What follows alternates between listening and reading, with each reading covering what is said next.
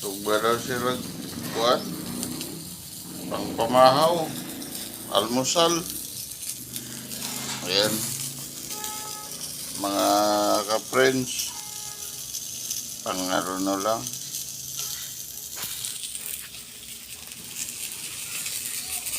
Nag-ihaw-ihaw lang konti. Pang-almusal ba? Pang-almusal. Darating yung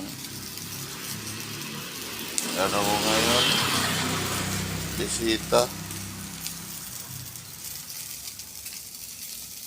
Si Glidel.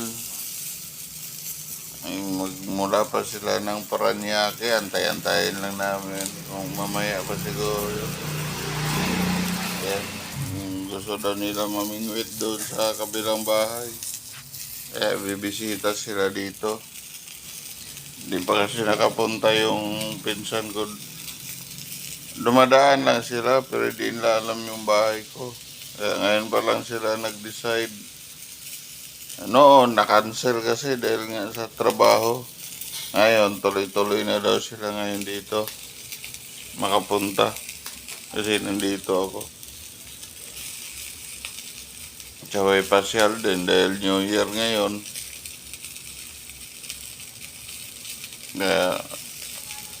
Tsaka natapat din na wala akong trabaho.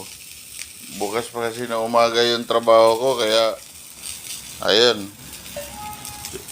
Yung pinsan ko nakapag-lay off din.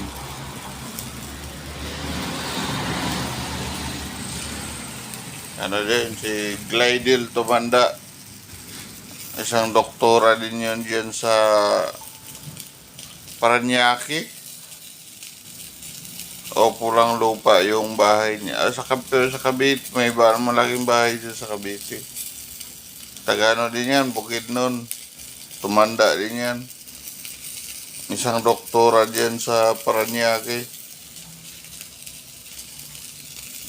Papasyal daw dito, sabay pamingwit silang mag-asawa.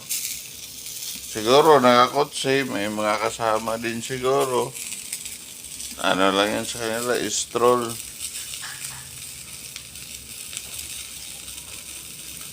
Mga ka-idol, friends. Yan lang na. Yan nag-birthday yan. Si Sergeant Tumanda, alias Commander Upaw. Birthday din kasi niya ngayon.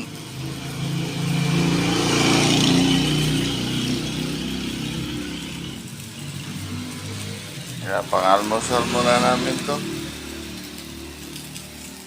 Tapos may isda daw siya maya rin doon sa kabila pagkatapos kumain. Pupunta talaga ako doon.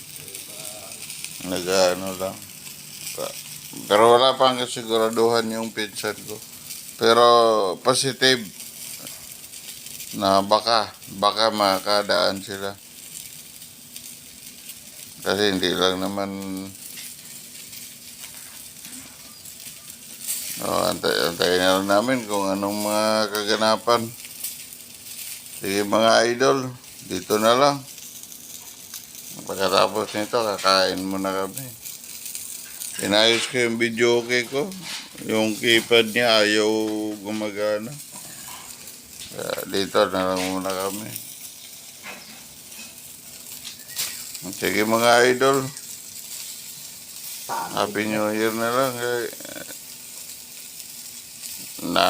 Nasunog pa tuloy yung dahil panay cellphone.